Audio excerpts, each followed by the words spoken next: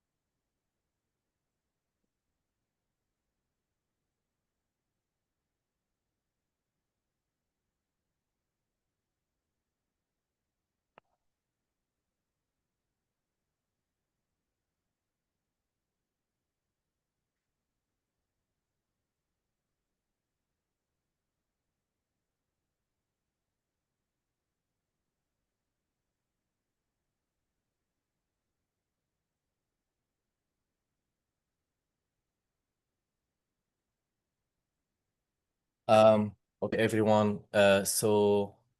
Um,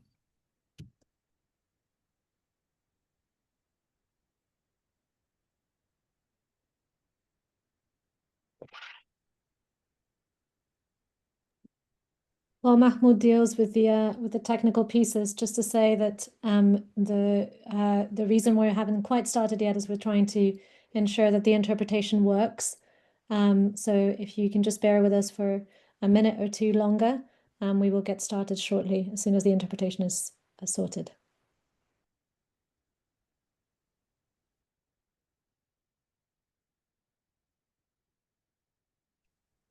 نعتذر من الجميع عن التأخير.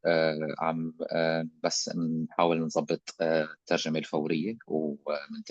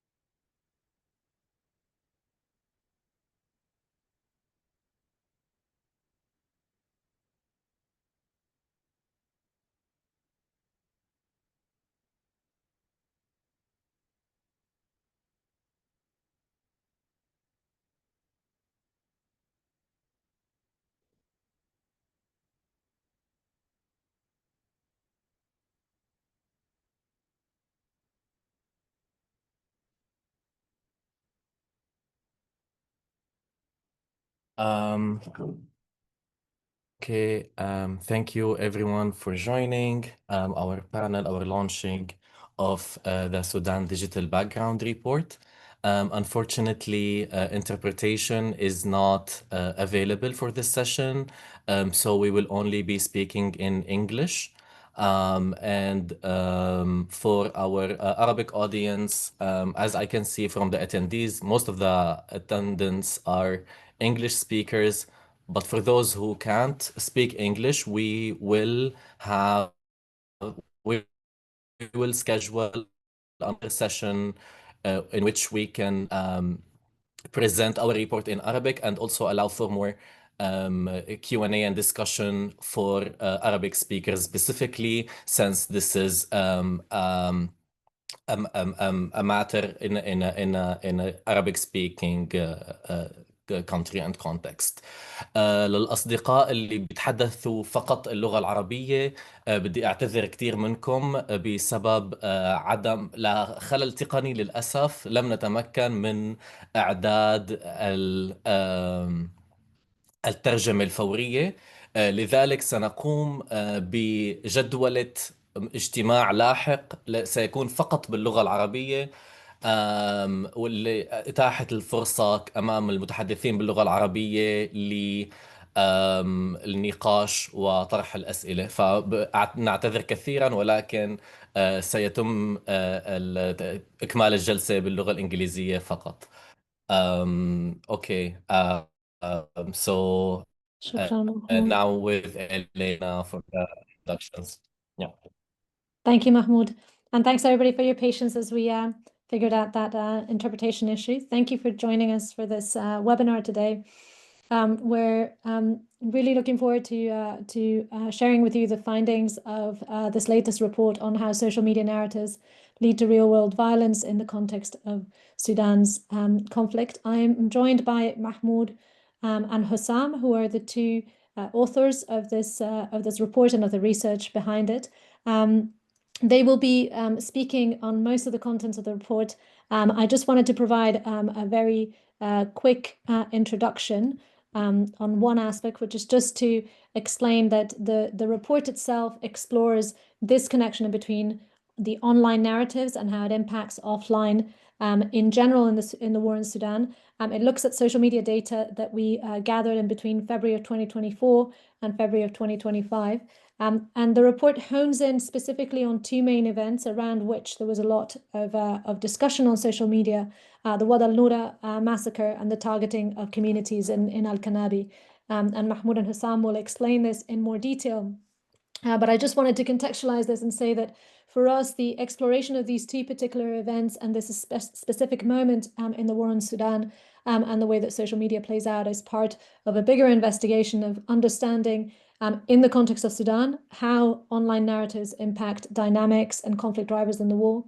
And Mahmoud, when he speaks, will be talking about the kind of tactics that we see, the sort of the narrative tactics that we see around these two events that are also narrative tactics that we have seen in looking at other events in the war in Sudan, but also more broadly how narratives on social media in general affect conflict drivers. So we will be speaking about these two events, but it's also about the war in Sudan and also about how the online and the offline connect in general in conflict. You can see on this slide a little bit about sort of the volume of what the research looked like. So how much content we looked at in each of the three platforms that were examined: X, Facebook, and TikTok. So it was a fairly comprehensive investigation. And again, Hussam, now when he goes into it, will talk a bit more about what we were looking at. So that's it from me in terms of introductions, and I'm going to hand it over to Hussam to start on talking about the report. Thank you, Elena. Good evening, everyone, and thank you for being here. So before I go to talk about the war of narratives and things, I need to give you a little bit of historical context of what's going on in Sudan. So Sudan's current war steams and deep-rooted historical fractures, colonial rule created a racial and regional hierarchy that persisted post independence in 1956. And despite Sudan's vast diversity, power remained centralized, leading to the exclusion and suppression of marginalized regions like Darfur, South Kordofan, South Sudan, and Nuba Mountain. And in 2003, the regime formed a militia. He named it, it was so-called the Janjaweed at that time, and then they created an institution, a militia. They called it the Guard of the Borders, and then they named it the RSF, or the Rapid Support Forces, to fight the rebellion in Darfur. And after that, they legalized the militia in 2017, and the RSF became a parallel force to the National Army with a big political and economic influence in Sudan. So after the revolution in 2018, a power sharing agreement between the FFC, the Forces of Freedom and Change, and SAF, the Sudanese Armed Force, and the Rapid Support Forces, which these two entities were partners in the TMC, the Military Transitional Council. So they reached an agreement with the civilians at that time, but that agreement collapsed in 2021 because of the coup. After that, the tension between the two parties escalated, and that caused the war between the army and the RSF that began in the 15th of April 2023. Elena, next.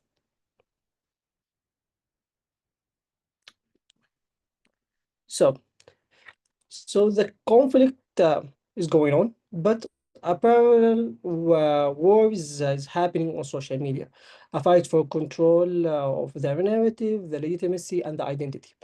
So right now we are going to look first at the RSF, and then we are going to look into SAF's narratives, because both parties are trying to use social media as a weapon at this war. So next, yeah. So the RSF positions itself as a democratic. I think the one before Elena. Yeah, thank you. No, not okay. It's not. So the RSF positions itself as a democratic force.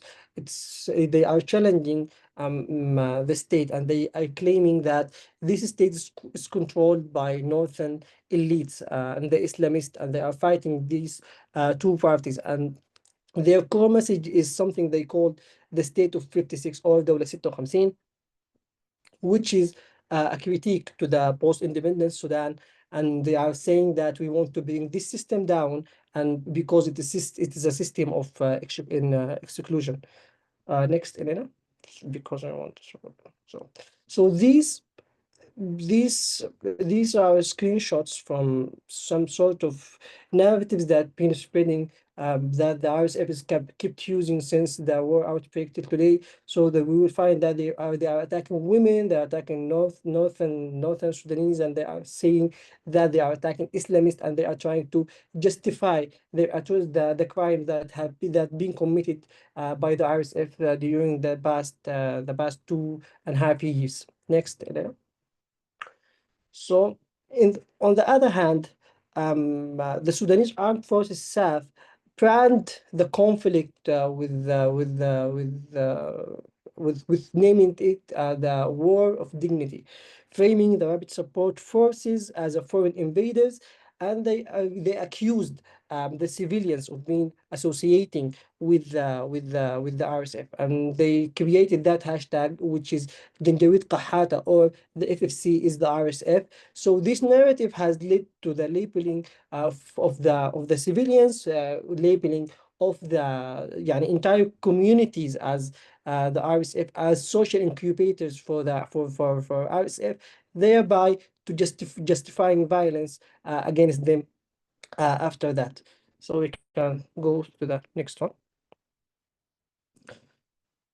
So this is some samples. It's a sample from what the SAF-aligned accounts have been spreading since the war outbreak. So we see that they are trying to justify the atrocities that been happening. One of them is saying that there is nothing called a good RSF.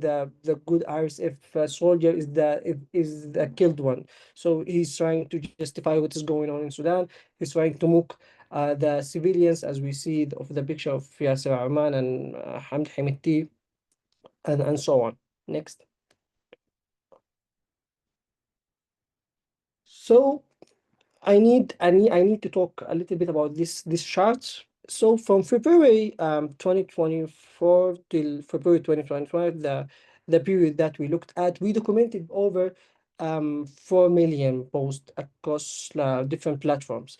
75,000 from them containing hate speech. Al Jazeera State alone stands with 5.3% of the total, representing the highest among all of the platform. And then we can see that the online platform has been divided into with the two parties, because Facebook serves as SAF primary stronghold with 58% of the posts supporting the army, and TikTok and X as يعني is the RSF domains, which were short clips and dramatic speech يعني can prevail among the platform.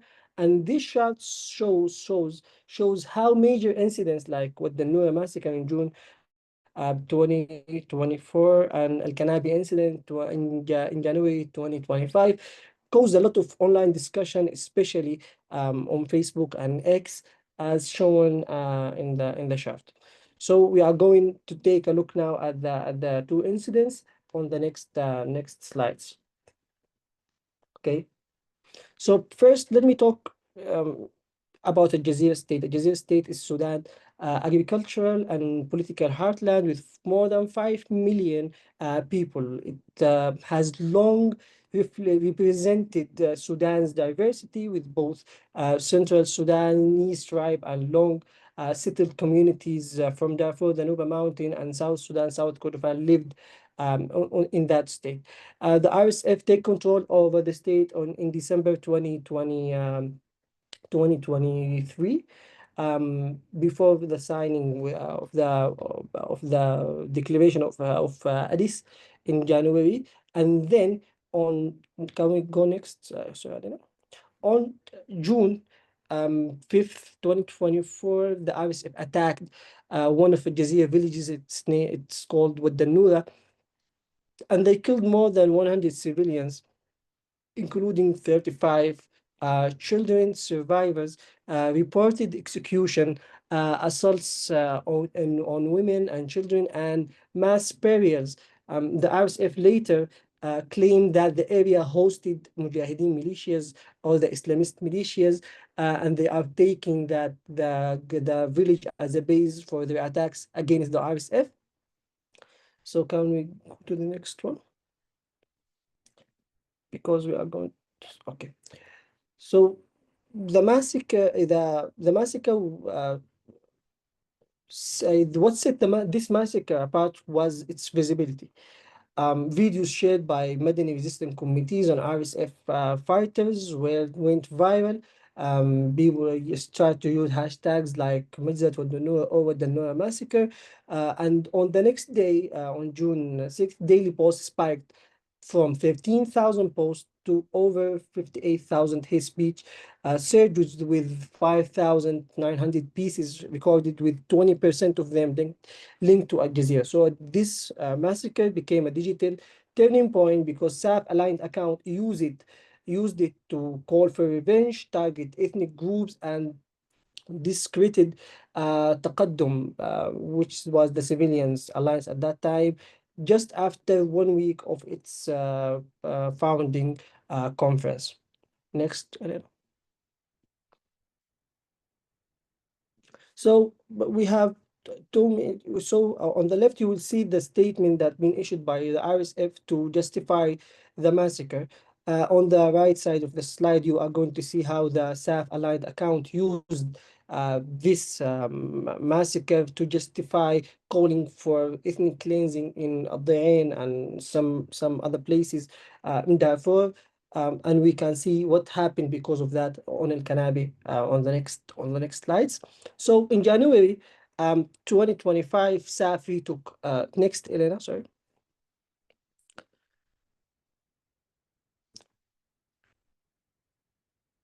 In January 2025, SAF retook parts of Jazeera. And in the lead up, SAF linked account had portrayed Al Kanabi, which is an informal settlement of laborers from Darfur, Nuba Mountains, and South Sudan, as RSF collaborators. Once the army moved in, the violence started. So between January 11th and 15th, at least 13 people were killed at somewhere like Campo Taiba. And videos showed the execution for civilian people thrown into the Nile, and attacks led by SAF aligned militia like Al Ibn Malik, like Sudan Shield Order al Sudan. And these clips were proudly shared by the SAF aligned account after that. The army announced an investigation on January 15th, but no findings have been released. And I have to note here that 3 days ago, the EU have put sanctions on Abu Agla Kekel because they accused him of being responsible for what happened in Al Kanabi. And these attacks were fueled by months of digital dehumanization. People were targeted not because what they have done, but because where they lived and how they looked. So next, Elena. So that didn't stop there, because videos from Al Kanabi showing South Sudanese victims went viral, sparking riots in Juba. Sudanese owned shops were looted, protests erupted, and at least 16 Sudanese refugees were killed. Those who fled Sudan to South Sudan across 4 states in South Sudan. And then the government, South Sudan's government, eventually shut down Facebook and TikTok to control the riots that broke out after this incident. So to conclude, what I was saying, we don't have to look into what's happening in Sudan as only a military conflict. It's sort of metaphors, amplified by social media's rule in spreading hate, propaganda, and violence. And understanding this digital conflict is a key to grasp to grasping the war itself. And by that, I'm done. Mahmoud, over to you. Thank you, Sam. I think I'm going to start by saying that we have learned a lot from monitoring social media for the past year. And the reason why we wanted to focus on these two incidents, Wad Noura massacre in June, and then Kanabi, and then Kanabi, the targeting of Kanabi communities in January, and then what happened after in South Sudan of violence against Sudanese people there, is that they had the most surge in within the data that we have seen. For example, on X, the daily posting have increased by 500% on in the day after Wad Noura massacre. Similar figures that we've also found on different platforms, and also in January when the Kanabi attacks were happening.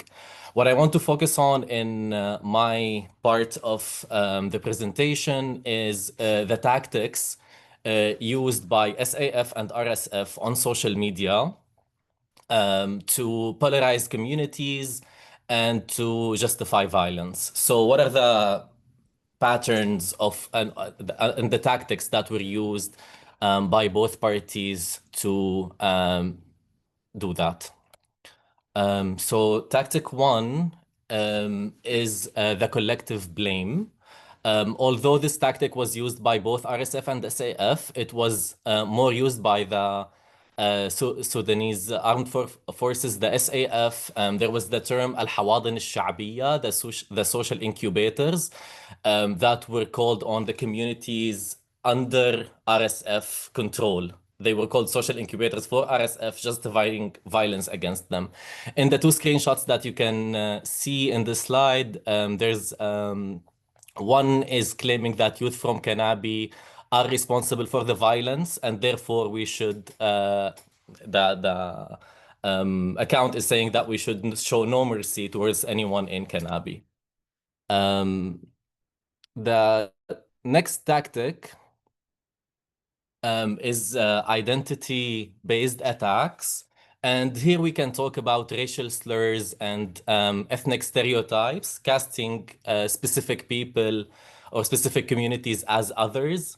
And this tactic is very dangerous, of course, as it leads to dehumanization, casting people also as less Sudanese and stripping them from their Sudanese identities and giving them different identities, attacking their identities. The first post, for example, is advocating for erasing the entirety of Al-Kanabi community, the entirety of Al-Kanabi communities, almost in a chauvinistic way, saying that they're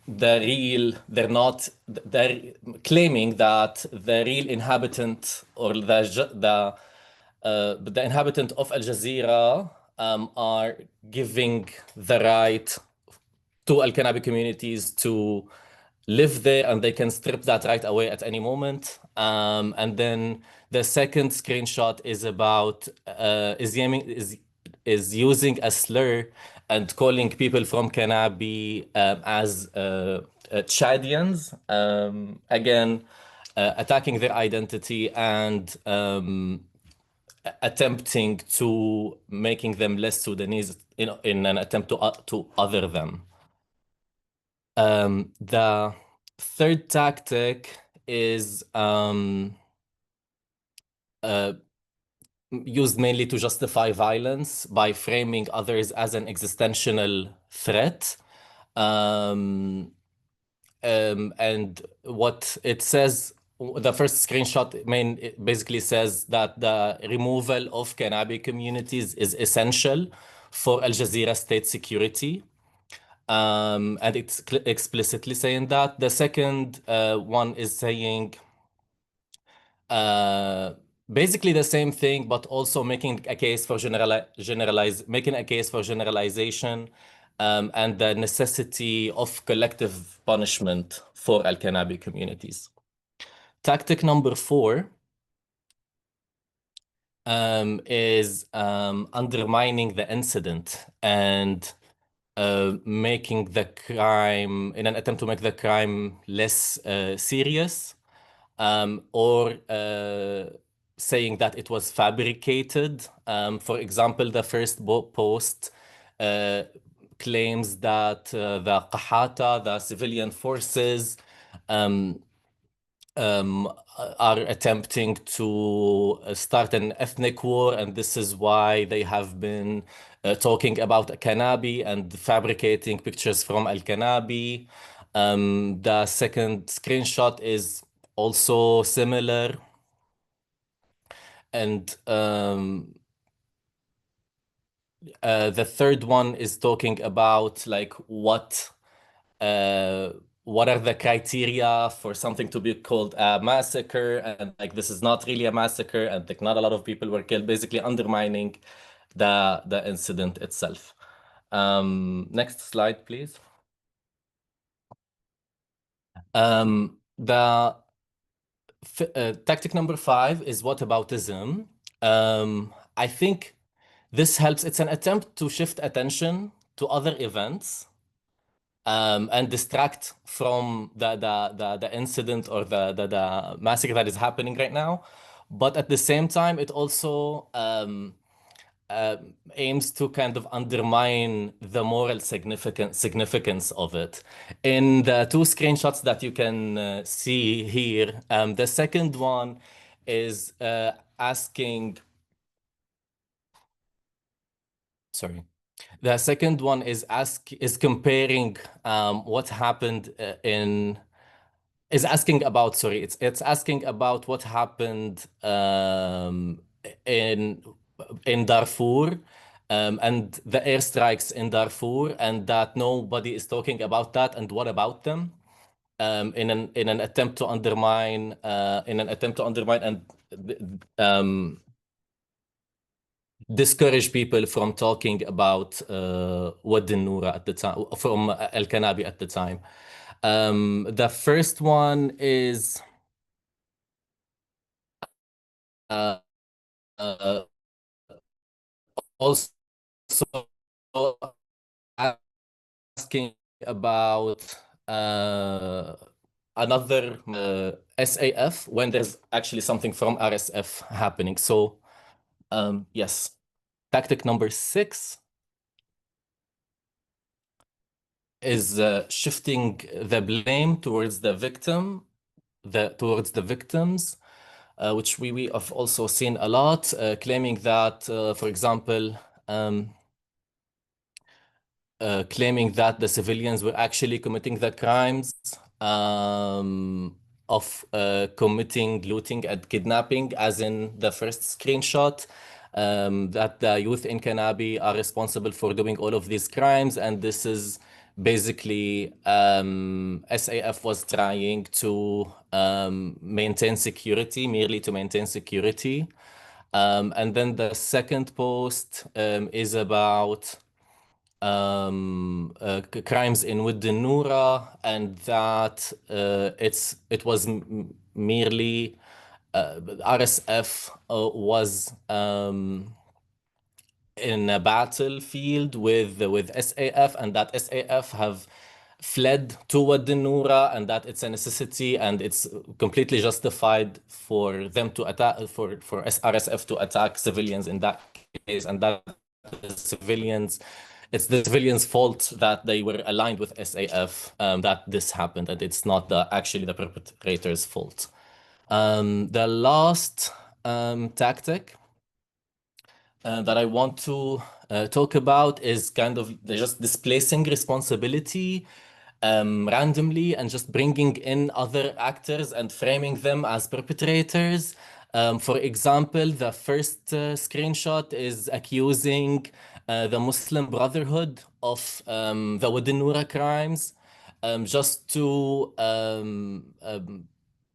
redirect people towards another perpetrator and not the RSF in that case. The second screenshot is accusing Khalid Silik, which is a prominent civilian figure.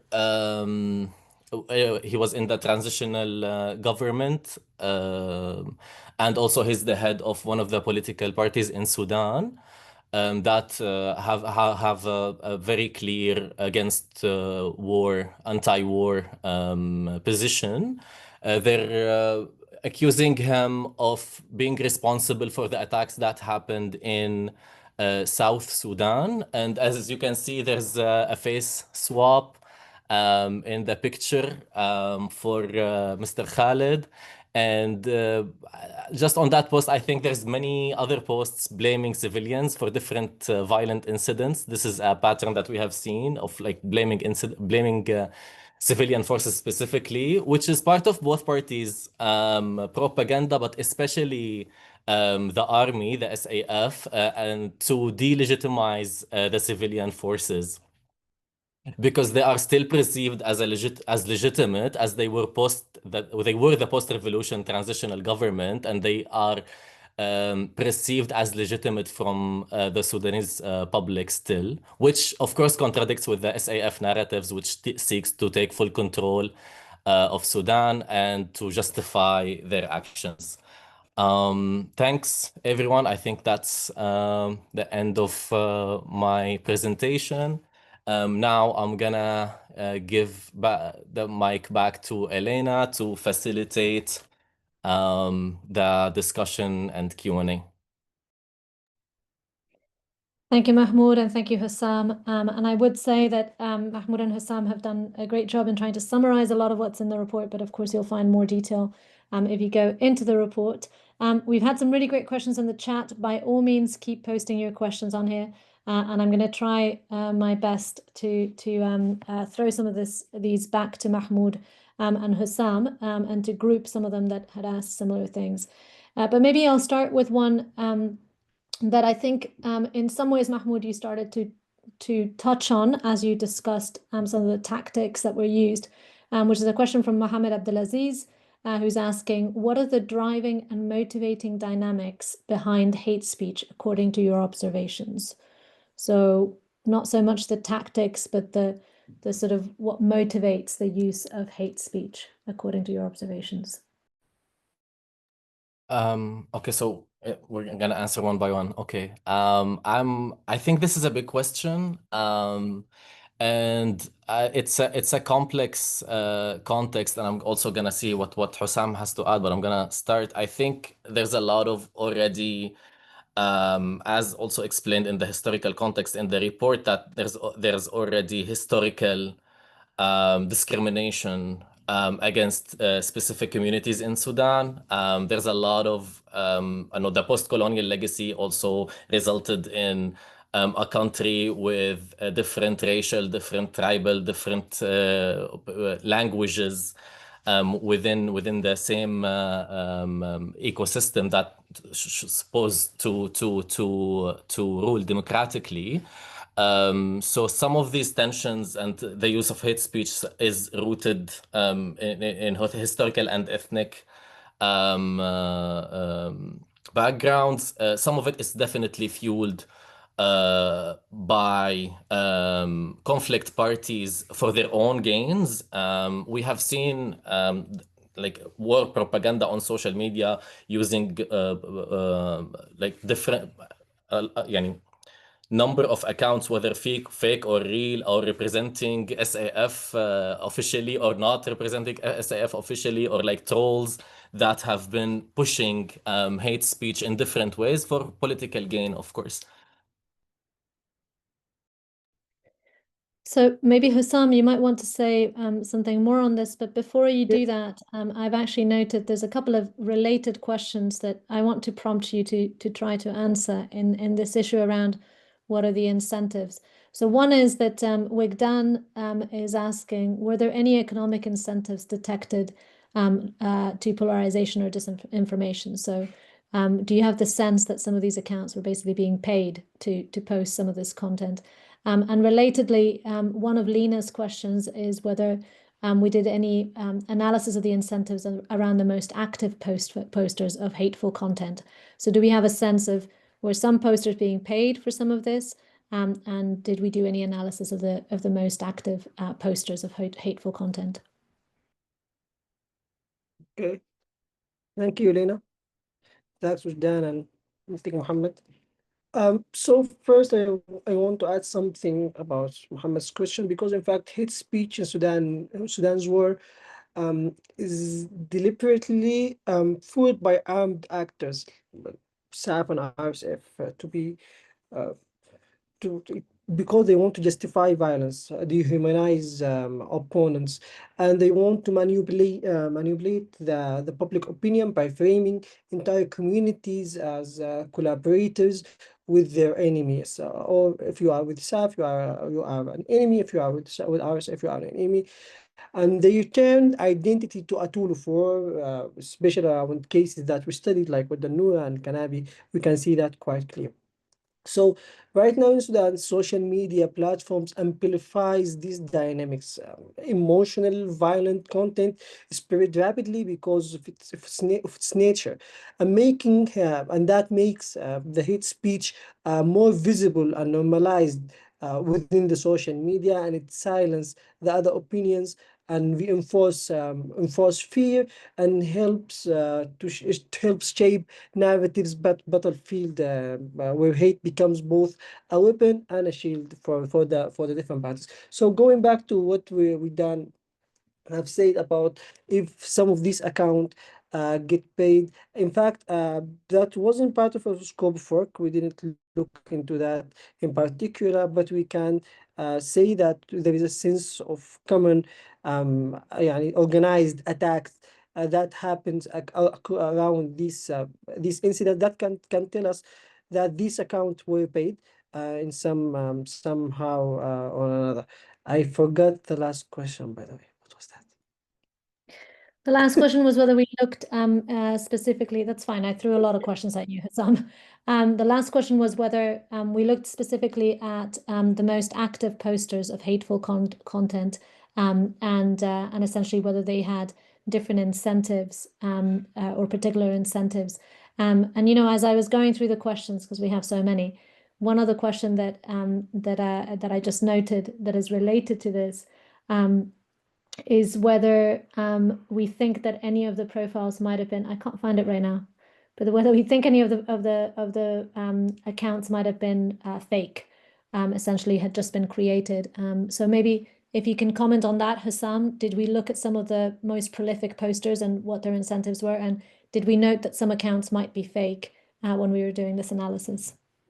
Yeah, when we look between February 2024 and February 2025. So when we look into the raw data, because we go back to some of the account to verify if our findings are correct, are accurate or not. So some of these accounts were just created 2 months ago, 1 month ago, and yet we saw these accounts and the same narratives spreading among these accounts. So I can say yes, some of these accounts were fake. Surely, and they had been used through the different entities within this warrior. I also want to say that accounts created years in like for more than 3 years or more than 4 years ago doesn't necessarily mean that they're not fake. And we have seen that there's a lot of trolls and fake accounts that are being weaponized towards promoting a specific narrative can be created 3 or 4 or 5 years ago. We also have seen a lot of, this is not part of our scope, but we did see a lot of, like you can actually now buy comments. It's very easy to just buy comments, buy reactions on any social media platforms via intermediary people in on TikTok and on different platforms. So Mahmoud, I think that gives me way to go into some of the methodological questions that we've been asked. And so one of them, which is very particular to this issue about, you know, whether there were some accounts that were fake, is what criteria we use to identify pages and profiles to track. So maybe that's a very clear question. So maybe if you could just answer that, Mahmoud, how did we identify these pages and profiles? It's an iterative process, and we started working on social media in Sudan for different purposes since 2023. But we're a middle-sized organization, so we're also oftentimes donor dependent. So there has been some also periods where we weren't doing any research or analysis, but we did accumulate knowledge in the Sudan social media context over the past 3 years. And to answer your question, in our methodology, we first search for keywords that are relevant to the context or the research question that we have in mind. So Sudan, war in Sudan, conflict in Sudan, RSF, SAF, the hate speech lexicon that we have identified or like received from other sources, and then we start looking into accounts. Who are the accounts that are posting? Who within the pool of data that we got from keywords, and then we do a search based on the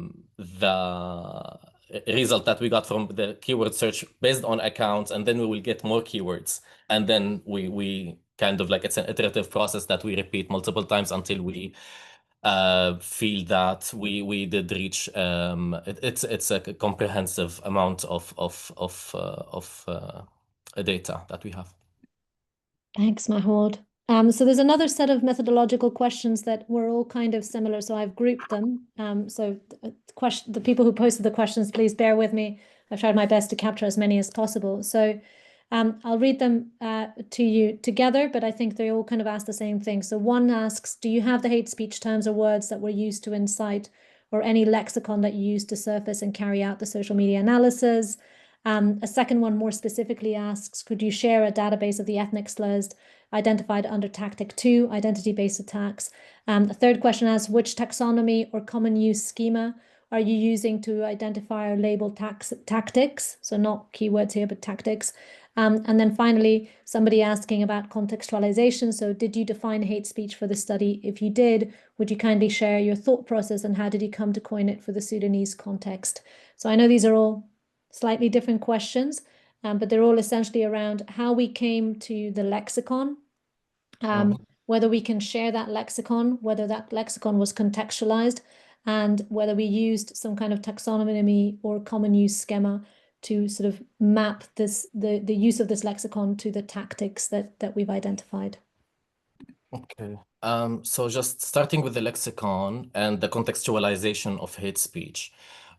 We don't necessarily think that lexicons would work all the time because hate speech is rooted in context, and having a specific word within a post doesn't necessarily mean that this post is hate speech.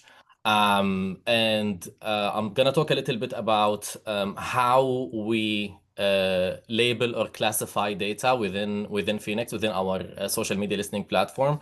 And for that, we have two ways. One is using large language models, which we are testing right now. And the other is using feature-based labeling, which means that there's a lexicon of words that we have identified as hate speech. And then if you see this word, label it as hate speech.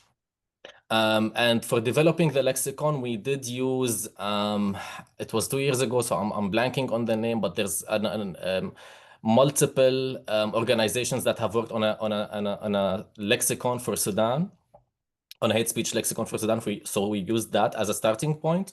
We also interviewed a few Sudanese, a number of Sudanese activists that were concerned with hate speech and tried to expand on that lexicon. And then we used that for our feature-based model for classifying hate speech specifically.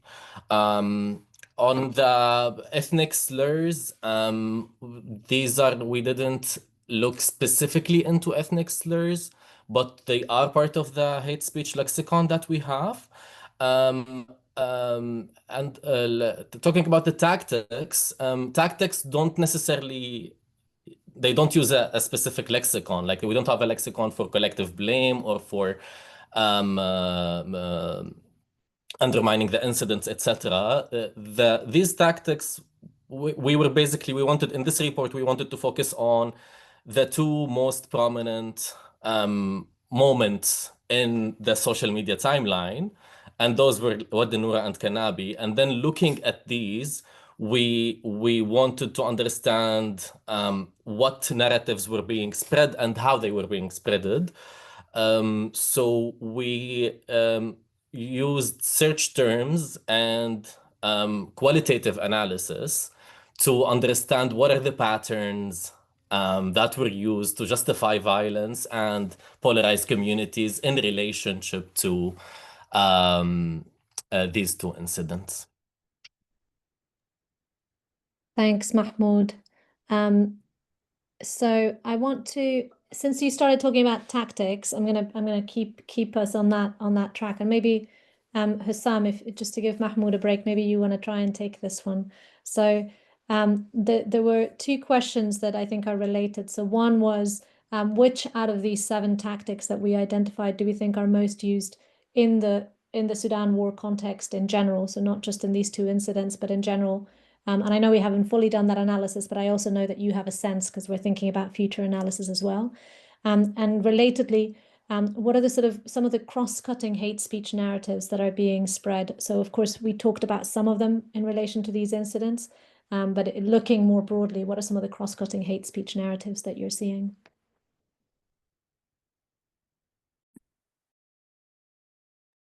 Thank you, Elena.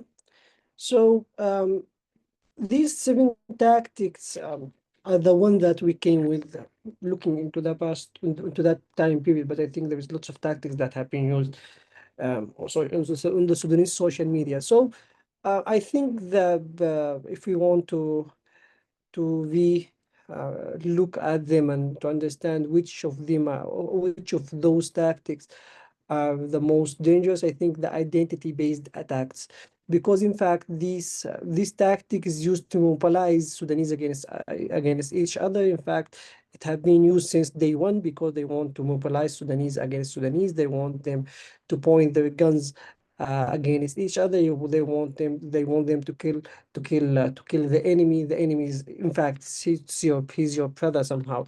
So you are killing Sudanese just like you, and then you after that you will take this Sudanese and you're trying to say this is an existential threat. We need to get rid of him, to get rid of this community. So that's why I do also believe that these tactics are connected. We can't just look into one of them and say, guys, this is the most dangerous one, and we can just if we just address this one without addressing the others, we are not going to do anything, because in fact if they want to undermine the incidents, they have to say first these guys are not human. So you have to do the dehumanization tools to undermine the incidents and so on. So that's why I do believe that these tactics are connected somehow or other. um so also the next question, Helena, I think was I think you've got it. I mean, there was a question about the general hate speech narratives, but I think we can leave that one, especially because I'm very interested in getting onto some of the questions that are about impact in a moment. But before I do that, there's one more methodological question that I think Mahmoud, maybe you can try to address, which is around the connection that we're drawing in between the online and the offline. So there's actually two related questions. One says, how can we accurately correlate on the ground incidents with spikes in media coverage in areas where limited access to electricity or internet causes delays in reporting and content sharing, and especially when examining recurrent events in the same location where timely verification is difficult and delayed content risks misalign with real-time incident patterns. And then that was one set of questions. And then relatedly, when looking at this as a timeline, are there clear links between post and escalation of events? So I know you've thought about this quite a lot, and I know the answer is it's messy and it's not perfect. But do you want to say a little bit more about this? I mean, yes, it is messy and not perfect, and we kind of like see um like offline events, online events that are correlated.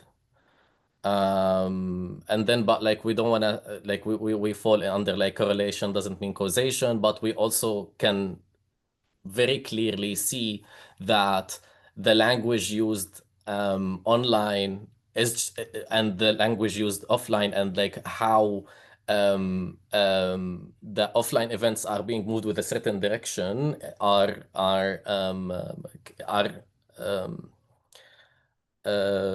reason for us to believe that s- there's this correlation causation relationship. But also, we have seen, like, for instance, the incidents in Cannabis, they can link to the justification of violence and the polarization that the SAF was leading since what the Nura and since the start of the war. But at the same time, in this like very short period of time, in January, the targeting of communities in Kanabi, which are disproportionately from South Sudan, um, and Darfur and Nuba Mountains, but mainly from South Sudan. When that led to violence in South Sudan in uh, response to what is happening in Kanabi, and people in the streets are saying that they have watched videos from uh, from Sudan, from Al Jazeera state, killing South Sudanese people. And then the end of like by the end of, no, it ended by the South Sudanese government shutting down social media um, in order to kind of stop the spread of information that was leading to violence. So in this particular case, there's like, Yeah, you can go with this to court, yani. It's yeah. Thank you, Mahmoud. Did you yeah. want to say something, Hussam, or shall I move on to the next questions?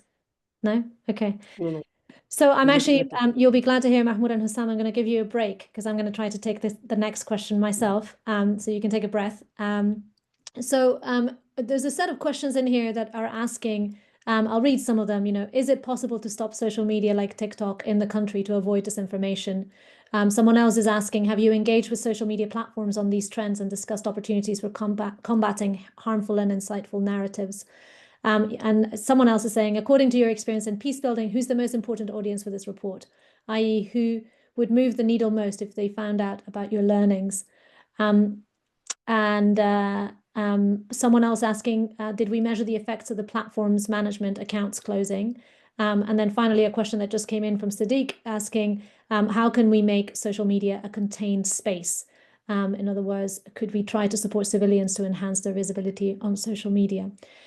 So I think these are all questions about, the so what of this report. And I think what I would say is our general approach, not just in Sudan, but elsewhere, is that shutting down a social media, whether it's TikTok or other, is not the way to combat disinformation because people will move elsewhere.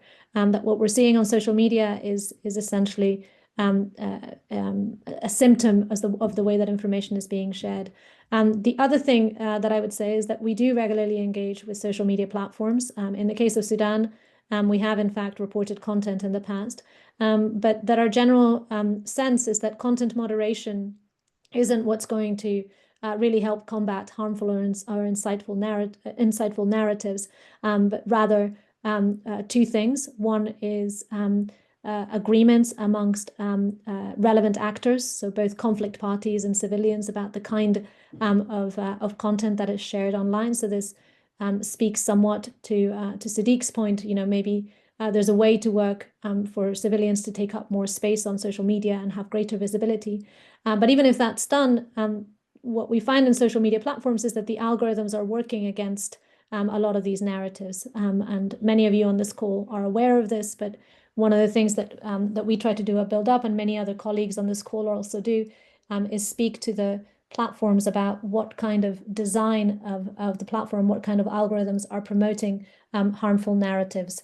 So that's something that we see quite clearly in this analysis and in other analyses of social media, that it's in fact insightful narratives that get promoted the most because of the way the algorithm is built. So I think, in our experience in peace building, the most important audience for this report is probably the platforms, because they could reduce the virality of a lot of these narratives. And we're increasingly putting this kind of evidence in front of social media platforms. But in the meantime, there is a lot of work for peace builders like ourselves to do to try and make sure that peaceful narratives are promoted more on platform. So that's my answer to that group of questions. And so we have 1 minute left, and I'm going to throw one more question at you, Mahmoud. Are you ready? You had 4 minutes to take a breath. So this question I think is really interesting, and it's a good one to close on, because the question is, if we proceed with the analysis suggesting that a significant portion of these online campaigns are paid and do not necessarily reflect the genuine perceptions of Sudanese people on the ground, would this reduce concerns that the current online polarization might escalate into further offline violence in the future? So if these narratives are not really true, does it mean that we need to worry less? Yes. I think that's a really good question. I don't know if there's a way to prove that most of the content online, or like most of what we're seeing online, is something incentivized by money. But I also think that this is finding ways to reflect what people actually think, and what people are actually like the perception, the true perception of people on the ground is really important. And this is why tools like deliberative technology are really important to reflect what people actually think, and like reaching out to different people in different ways to uplift their perceptions of their own country and the future of their own country is really important, because also on social media you see it's a mirror, it's a reflection of what people think, but it's a reflection of what angry people are saying, right? Like of what people who decided to comment in that moment have to say. Not everyone who have seen the post and decided not to interact with it. And the social media platforms reward this kind of attitude, and this is why we've seen the algorithms fueling conflict, because it rewards this type of content and it makes it go viral. So I do think that finding ways to um, kind of provide another way to understand the perceptions of people in within a conflict can definitely help in if not easing the worry, at least in understanding the actual context and making sure that there's this perception, and around it this is disinformation and it is being used and weaponized by conflict parties, like to make that explicit. Right. Clear. And the answer is we don't know, right? I remember Caleb doing a Yeah. similar analysis, and these are available on our website around the Kenyan elections, and saying informally in a webinar, you know, when I look online, it feels like we're at war, and when I walk down the street, I know that's not actually what's going on offline. So there is some, even when it's not the true perception, as was being said in that question, it still has some impact on the offline environment. But the real answer is we don't exactly know how. Somebody posted on the chat about some methodologies that we might want to look into. I didn't have a chance to ask that question, but maybe that's also a way for me to say thank you, everybody, for your very strong engagement in this webinar, for all the questions and comments in the chat. We are saving those and we'll be reading them together, and for spending this hour with us. We look forward to sharing more research. Thanks for being with us. Thanks everyone. Bye bye. Thank you so much. See you.